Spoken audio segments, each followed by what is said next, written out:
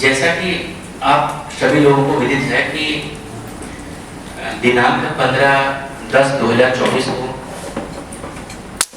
चुनाव की घोषणा हो चुकी है और उसके साथ ही संपूर्ण राज्य में मॉडल कोड ऑफ कंडक्ट लागू है। आज दिनांक 22/10/2024 से द्वितीय चरण के लिए नॉमिनेशन प्रारंभ किए जाएंगे। इसका नोटिफिकेशन तीनों आरओज के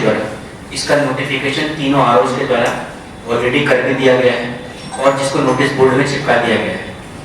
आज 22 तारीख से लेकर के दिनांक 29 तारीख तक 3 बजे तक नॉमिनेशन लिए जाएंगे और 30 तारीख को जो स्क्रूटनी है नॉमिनेशन फॉर्म्स की वो की जाएगी।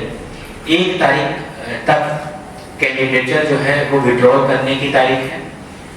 तो इसका नोटिफिकेशन संबंधित निर्वाची पदाधिकारियों के द्वारा अपने अपने नोटिस बोर्ड में चिपका दिया गया है। आप वहां से भी सारी इंफॉर्मेशन प्राप्त कर सकते हैं।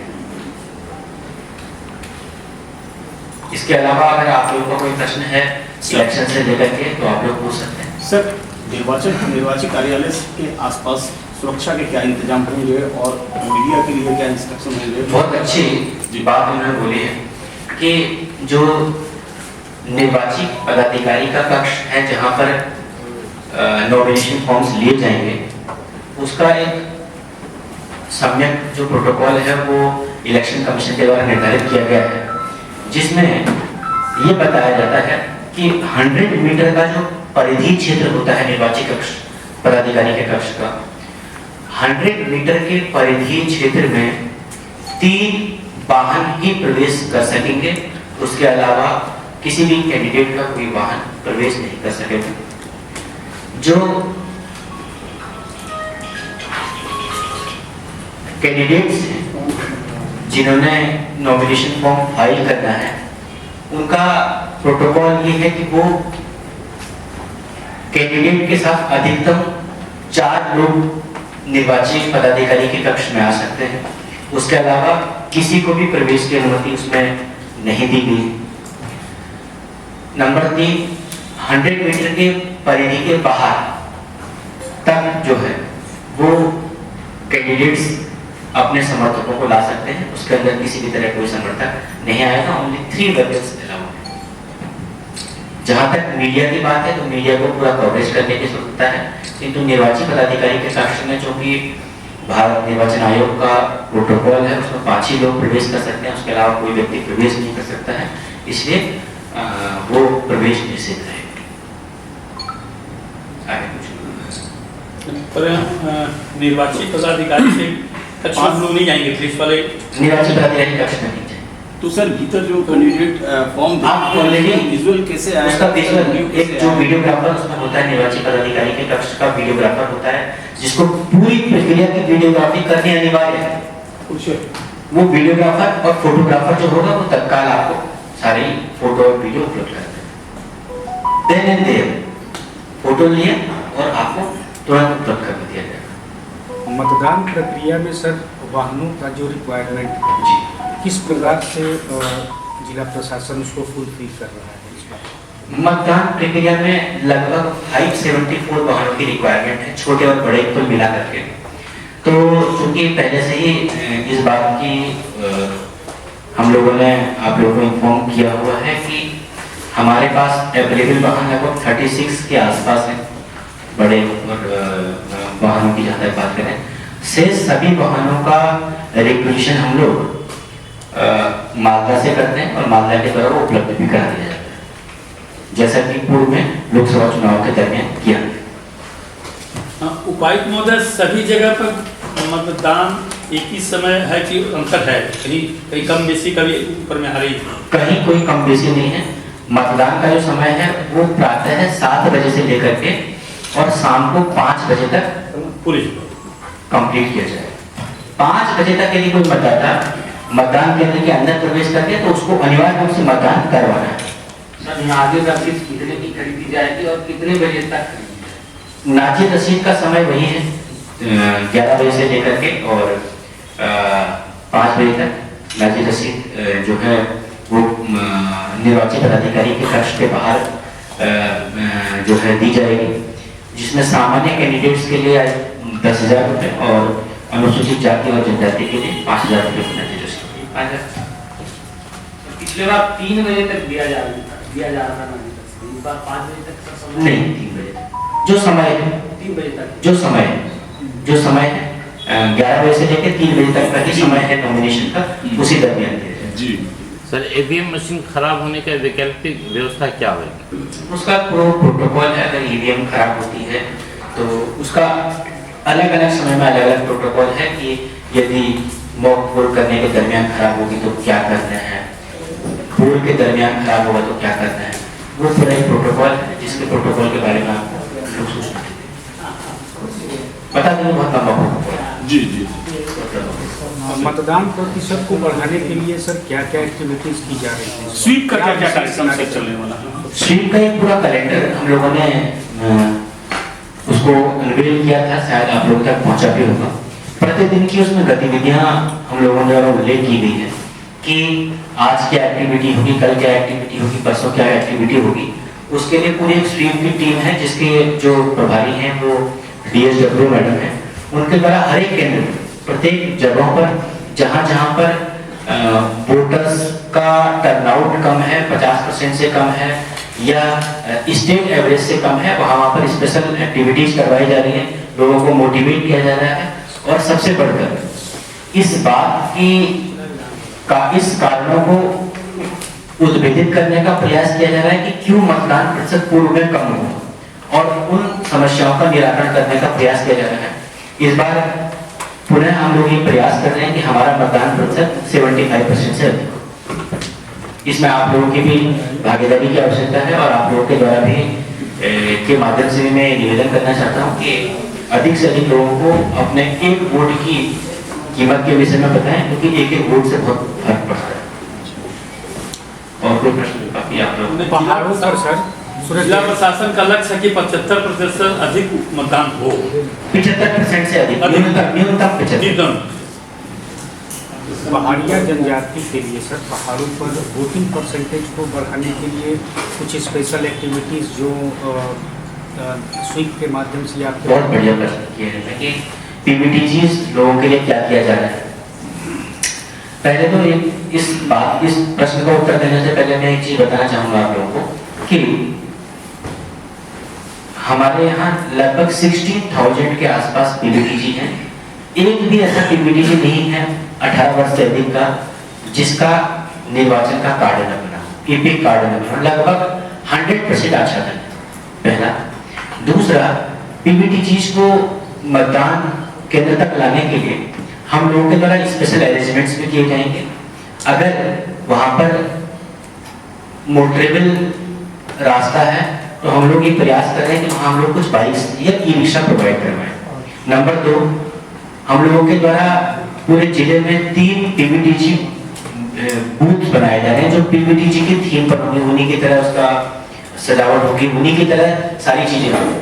चूंकि मतदान कर्मी को एक्सक्लूसिवली PBTGs को देना हमारे हाथ में नहीं, वो एक सॉफ्टवेयर होता है पोलिंग पर्सनल्स का रेंडमाइजेशन सॉफ्टवेयर, उसके माध्यम से दिया जाता है।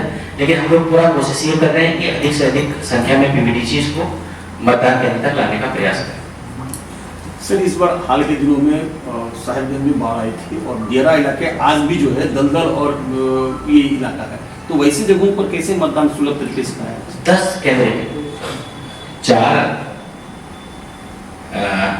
साहिबगंज में और 2 उधवा में, 2 डाज में, कुल मिलाकर के 10 पोलिंग बूथ हैं हमारे जो दियारा में।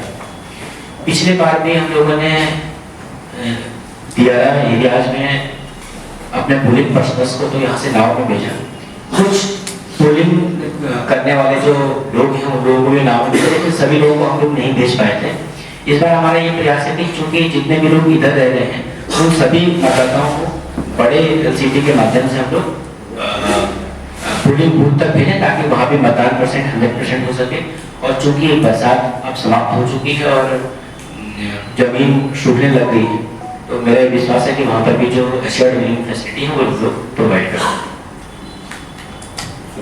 सर लोकसभा चुनाव में कुछ बूथों को आकर्षक तरीके से सजाया गया था, जैसे डॉल्फिन वाचिंग बूथ है, इस टाइप का कुछ विधानसभा में भी है तो सर बताया जाए। बहुत सारे बूथ हैं हमारे पास, यूनिक बूथ बहुत सारे हैं। जैसे मंडलो एरिया में जो कि हमारे पास विश्व स्तरीय धरोहरें हैं, जैसे फॉसिल पार्क है, बर्ड सेंचुरी है, तो फॉसिल पार्क के आसपास के लगभग 15 बूथ को हम लोग फॉसिल बूथ के नाम से तैयार कर रहे हैं। बर्ड सेंचुरी के आसपास के बूथ को बर्ड सेंचुरी के नाम से तैयार कर रहे हैं। उसके बाद ओझा टोली में एक बूथ है जिसको डॉल्फिन बूथ के रूप में हम तैयार करेंगे। 3 बूथ ऐसे हैं जिनको पीबीटीजी बूथ के थीम पर हम लोग तैयार करेंगे। तो इस तरीके के हमारे पास काफी यूनिक बूथ्स हैं जो इस बार विधानसभा में भी रहेंगे, आकर्षण का केंद्र बनेंगे। पिछले बार इलेक्शन कमीशन की टीम ने भी हमारे डॉल्फिन बूथ को बहुत अधिक सराहा था और इलेक्शन के जो प्रतिनिधि हैं कमीशन के वो भी यहाँ पहुंचे थे। वोटिंग के दिन सर ये मेडिकल फैसिलिटी क्या रहेगी? एक पूरा मेडिकल डिप्लॉयमेंट प्लान बना हुआ है। हर एक बूथ पर एएनएम, नर्स या सहिया सबका प्रतिनियुक्ति किया जाएगा। जैसे पोलिंग पर्सनल्स की नियुक्ति की जाती है, लोकसभा में भी किया गया था, इस बार भी किया जाएगा। सर पिछले बार होर्डिंग्स लगाए गए थे जिला प्रशासन की ओर से, इस बार विधानसभा में क्या रहेगा? होर्डिंग्स मतलब रोड के किनारे की जागरूकता के लिए, प्रचार प्रसार के लिए हम लोग बहुत तरह के काम कर रहे हैं। टीम का पूरा करेंगे। समय का निर्धारण भी डेफिनेटली समय के बारे में भी हम लोग बार बार अवगत करा रहे हैं। आप लोगों से भी बार बार निवेदन कर रहे हैं कि लोगों को ये स्पष्ट कर दें कि 7 बजे से लेकर सायं 5 बजे तक कंटिन्यूसली मतदान किया जाएगा। 5 बजे यदि कोई प्रवेश करता है तो हम लोग उसको मतदान करें। अगले बार सर लोकसभा चुनाव में कई बूथों में देखा गया तो वोटिंग जो है बहुत स्लो हो रहा था, इसके कारण जो है काफी मतलब कई जगह बहुत बढ़िया प्रश्न है कि तो इस बार क्या? इस बार पिछले बार ऐसे बूथ में स्लो वोटिंग हुई थी जहां पर अधिक संख्या में वोटर्स थे। इस बार ऑनरेबल कमीशन ने ये निर्देश दिया है हम लोगों को कि जहां पर भी पोलिंग करने वाले लोगों की संख्या 1200 से अधिक है वहां पर हम लोग P4 भी देंगे। हमारे 92 ऐसे बूथ हैं, 92 ऐसे बूथ हैं जहां पर एक एडिशनल पोलिंग पर्सनल हम एक्स्ट्रा देंगे जो कि उन चीजों को सहूलियत करेगा ताकि तेजी से मतदान किया जाए। कर्मियों के द्वारा भी थोड़ा देर किया जाता है वहाँ पे। देर करने के पीछे 2-3 रीजन है। मतदाता सूची जो होती है उस सूची में नाम ढूंढने में प्राय थोड़ा टाइम लगता है, लेकिन वो कारण उसके पीछे ये है कि जो मतदाता है वो मतदाता पर्ची लेकर नहीं आता है, इसलिए सीरियल नंबर देखने में उनको आगे पीछे करना पड़ता है। इस बार डीएसडब्ल्यू के माध्यम से हम लोग ये कोशिश करेंगे कि सभी जो मतदाता है उनको मतदाता पर्ची का वितरण करवाया जाए और मतदाता पर्ची जो वितरित की गई है उसको लेकर के लोग पोलिंग बूथ पर आए ताकि जल्दी से P1 के द्वारा मतदाता सूची में उनका नाम आइडेंटिफाई किया जा सके। सर कितने बूथों पर दिव्यांग के लिए सर बनाया गया था? दिव्यांग हर बूथ पर रहेंगे, हर बूथ पर रहेंगे। उस बात पर दिव्यांग के लिए सर कोई व्यवस्था नहीं थी सर, जैसे कॉलेज कैंपस में था सर नहीं था, मदरसा में नहीं था सर। क्या व्यवस्था नहीं? दिव्यांग के लिए जैसे सर अलग से उसको जाने के लिए सर गारमेंट्स का बहुत फर्क आ रहा है। हर बूथ पर रहने की व्यवस्था है। नहीं था सर, इसलिए हम बता रहे हैं। आप बूथ के नाम बताइए, हम लोग इंश्योर करवाएंगे। उसमें जैसे एक मदरसा है सर, हरीपुर मदरसा में, समिया मदरसा में सर। क्या मदरसा है? समिया मदरसा। शमिया हुसैनिया सर, सॉरी। ठीक है, मदरसा हुसैनिया हबीबपुर। ठीक है, वो इंश्योर करवाएंगे। अरबी भी आप सब वीडियो बनाए। लाइटिंग का भी अरेंजमेंट सर पिछले बार कुछ जगहों पे ठीक नहीं, जैसे कि काली मंदिर के सामने जिलोवाड़ी में एक विद्यालय है, छोटी पचगढ़ विद्यालय, उसमें हम लोग गए थे सुबह जब तो अंधेरा था, लोगों को चुनाव मतदान करने में प्रॉब्लम हो रही थी। इसकी शिकायत हमने अंदर बिजली नहीं थी, मतलब लाइन पे केवल जनरेटर नहीं था, तो लाइन उस समय भगी हुई थी तो अंधेरा था। इसकी शिकायत हमने खुद वीडियो को किया। हर बूथ पर जनरेटर रखना तो बहुत इन्वर्टर हो, कुछ भी हो, या कोई पोलिंग बूथ हम लोग के पास 1000 बूथ है जी, कुछ ही पर्टिकुलर टाइम हम लोग ये इंश्योर करेंगे कि उस दिन बिजली न जाए। जी जी। सर एक चीज़ और भी सर हम लोग का समस्या है कि प्रेस वाले को जैसे विज्ञापन छापना पड़ता है, जैसे तालाजी को पिछले बार छापे तो मामला समझ में आया कि नहीं आदेश लेना चाहिए, तो मतदान के कितना घंटा के पूर्व हम लोग को छापना चाहिए या उसके बाद आदेश लेने की? मतदान के 48 घंटे पहले साइलेंट जोन हो जाता है।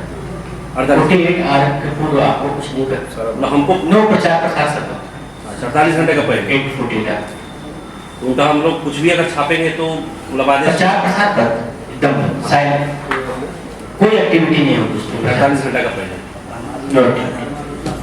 उपायुक्त महोदय, सबसे बड़ी बात यह है कि आपको बहुत बड़ा तजुर्बा इसमें है।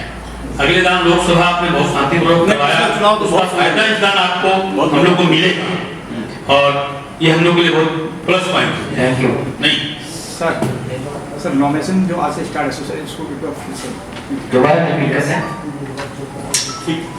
चुनाव बता देते हैं। चुनाव की उद्घोषणा के उद्घोषणा के बाद 2 चरणों में चुनाव संपन्न कराने का निर्णय honourable election commission of India के द्वारा किया गया, जिसमें साहिबगंज डिस्ट्रिक्ट में द्वितीय चरण में मतदान किया जाएगा। दिनांक 22/10/2024 आज अर्थात आज से नॉमिनेशन प्रक्रिया प्रारंभ की जाएगी, जिसका नोटिफिकेशन तीनों आरोप के द्वारा कर दिया गया है और उसको कंसर्न नोटिस बोर्ड में भी चिपका दिया गया है। इसके अलावा उस नोटिस बोर्ड पर जो नोटिफिकेशन चिपकाया गया है उसमें बताया गया है कि नॉमिनेशन की अंतिम तिथि 29 तारीख को 3 बजे तक होगी। 30 तारीख को जो नॉमिनेशन फाइल किए जाएंगे उसकी स्क्रूटिनी अर्थात संवीक्षा की जाएगी और 1 तारीख को कैंडिडेचर वापस देने का तारीख निर्धारित किया गया है। तो ये सारी बातें नोटिफिकेशन जो आज किया गया है उसमें उल्लेखित है। जो निर्वाचित पदाधिकारी के बाहर जो नोटिस बोर्ड चिपकाया जाता है उसमें आप लोग देख सकते हैं।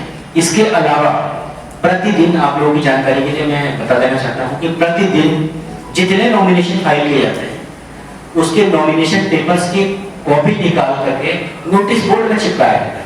ये अनिवार्य रूप से करवाया जाना है। आप चाहें तो नोटिस बोर्ड में दे सकते हैं और एनकोड में उसको अपलोड किया जाता है ताकि वो प्रति ऑनलाइन पब्लिक प्लेटफॉर्म पर सभी के लिए उपलब्ध है। इसलिए आप चाहें तो किसी भी कैंडिडेट के विषय में सभी तरह की जानकारी जो दस्तावेज उन्होंने फाइल किए हैं वो आप ऑनलाइन भी देख सकते हैं और वो आप जो है नोटिस बोर्ड के बाहर भी देख सकते हैं। वैसे जो प्रत्याशी से जो मतलब केस है या कुछ इस तरह का मामला है सर, तो क्या मिलेंगे? बहुत अच्छा प्रश्न है कि ऐसे प्रत्याशी जिन पर आपराधिक मुकदमे दर्ज है उसके लिए उनको अनिवार्य रूप से उद्घोषणा करनी है कि मेरे विरुद्ध ये मामला दर्ज है, इतने मामले पर प्राथमिकी दर्ज है, इतने मामले कोर्ट में चल रहे हैं। उसके लिए C1, C2, C3, C4 नाम फॉर्मेट है जो आप देखेंगे और ये उल्लेख करने के बाद उनको ये अखबार में भी प्रकाशित करवाना है कि मेरे विरुद्ध ये सब मामले दर्ज है, ताकि अपने कैंडिडेट्स के विषय में हर एक मतदाता को पता रहे। इतना ही नहीं बल्कि कितनी उनकी संपत्ति है और संपत्ति के विषय में भी उनको एफिडेविट में स्पष्ट रूप से उल्लेख करना है जो फॉर्म 26 है।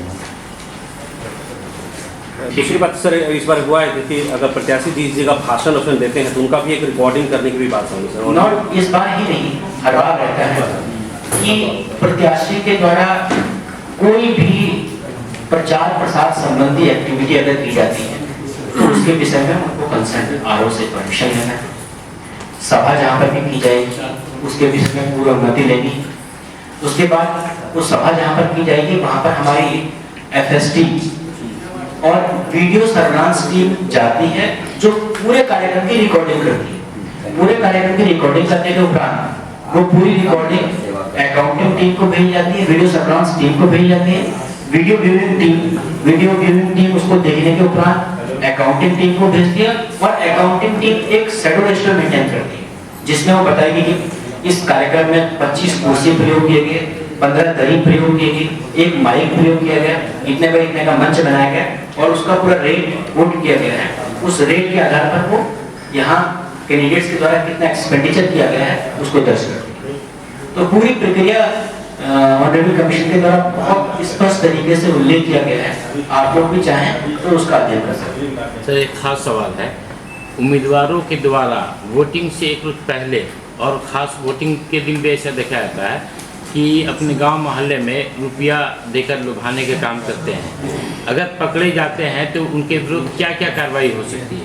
अगर ऐसी कोई भी घटना जिसमें वोटर्स को लुभाया जा रहा है, चाहे पैसे के माध्यम से, चाहे इंटिमिडेशन के माध्यम से, किसी भी तरीके से अगर वोटर्स को प्रभावित किया जा रहा है, वोटिंग प्रक्रिया को प्रभावित किया जा रहा है, तो इसकी सूचना मिलते ही संबंधित व्यक्ति पर प्राथमिकी दर्ज कर दी जाएगी, FIR रजिस्टर कर दिया जाएगा। और IPC CRPC जो पूर्व में था, अभी न्याय संहिता और नागरिक सुरक्षा संहिता की जो सुसंगत धाराएं हैं उनके तहत हम लोग उस पर काम करेंगे।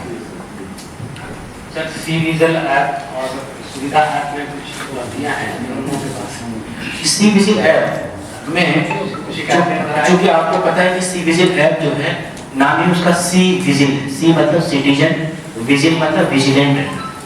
अगर किसी भी सिटीजन को ये लगता है कि यहाँ पर कोई मॉडल कोड ऑफ कंडक्ट का वायलेशन है, या कोई आदमी, उदाहरण के तौर पर आपको समझा देते हैं, मसलन कोई व्यक्ति आपको लगा कि भड़काऊ भाषण दे रहा है जिससे दो पंथों के बीच टकराहट होने की आशंका है, किसी व्यक्ति ने उसको रिकॉर्ड किया और सी-विजिल में डाल दिया, तो हमारी टीम उसकी वेरिफिकेशन करती है, FST वेरिफिकेशन करने के बाद जो है उसका एक पूरा प्रोटोकॉल है कि किस स्तर पर उसका निराकरण किया जाएगा, और हम लोग जो भारतीय न्याय संहिता है, भारतीय नागरिक सुरक्षा संहिता है, उसके तहत उस पर कार्रवाई करते हैं।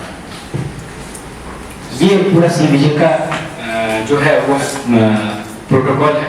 अब तक हम लोगों ने जो इंफॉर्मेशन प्राप्त हुई है वेरियस सोर्सेज से, उसमें लगभग 2,42,000 का लिकर सीज किया है, 19,000 रुपए का ड्रग्स नार्कोटिक्स सीज किया है।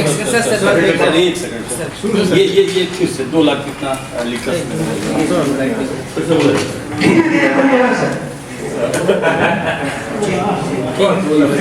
मॉडल कोड ऑफ कंडक्ट लागू होने के उपरांत अब तक संपूर्ण जिले में 2,42,000 रुपए का लिकर सीज किया जा चुका है, foreign liquor, country made liquor, सभी तरह के। लगभग 90,000 का ड्रग्स और नार्कोटिक्स को सीज किया गया है। 5,42,000 का कैश अब तक जो है जब्त किया गया। ये जो सीजर रिपोर्ट है वो आज तक की सीजर रिपोर्ट है, जिसके विषय में आपको जो हमारा एक्सपेंडिचर मॉनिटरिंग की टीम है, वो आपको एक्सपेंडिचर मॉनिटरिंग की टीम पूरा डेटा के साथ आपको दे देगी। 5,42,000 सर एक आदमी सर MCC वायलेशन 50,000 ले जा सकता है क्या? हाँ, ये भी बताते हैं। आप कुछ कह रहे हैं सर? MCC का जो वायलेशन होता है और मॉडल कोड ऑफ कंडक्ट का, तो उसमें कॉल्स आते हैं जैसे कोई पार्टी बेसिस का कि आप इसको वोटिंग कीजिए, तो इसको लेकर के सर कुछ नंबर्स जो होते हैं RO का, उनका नहीं, आपके पास वो 1950 का नंबर हम लोगों ने दिया हुआ है, कंट्रोल रूम फंक्शनल है। 1950 में आप शिकायत करेंगे तो रजिस्टर्ड होगा, आप चाहे तो कोई नंबर कॉल से मिला दें। अभी भी आ रहा है सर 1950, आप 1950 पर तुरंत शिकायत कर दीजिए त्वरित गति से, ठीक है। दूसरा प्रश्न इनका है कैश के कैरी करने का। तो कैश कैरी करने का प्रोटोकॉल ये है कि 50,000 तक के ऊपर का कैश कहीं पर भी पकड़ा जाता है तो उसको उसी समय जो है वो सीज किया जाता है। सीज करने के बाद ये पता करवाया जाएगा कि ये कैश कहाँ से आया है। वैलिड है तो हम लोग उसको छोड़ देते हैं, इनवैलिड है और वो पता नहीं लग कर पाए कि कहाँ से आ रहा है, किस प्रयोजन के लिए लिया जा रहा है, तो फिर ऐसी परिस्थिति में एक उप विकास आयोग की कमेटी है, वो डिसाइड करेगी कि उस केस का क्या करना है। और यदि किसी भी व्यक्ति के पास, किसी भी संस्था के पास 10 लाख रुपए से अधिक का कैश पाया जाता है तो फिर ऐसी स्थिति में इनकम टैक्स को हम लोग इसकी इंफॉर्मेशन देते हैं और इनकम टैक्स अपने इनकम टैक्स अधिनियम के तहत जो उनका प्रोटोकॉल है उसके अनुसार कार्रवाई। एक बात आपने शुरू में कही थी सर, 4 आदमी जाएगा, तो कैंडिडेट से ही 4 आदमी या कैंडिडेट छोड़ के 4? कैंडिडेट छोड़ के, candidate plus 4 is equal to 5। ठीक है, thank you very much. Thank you sir.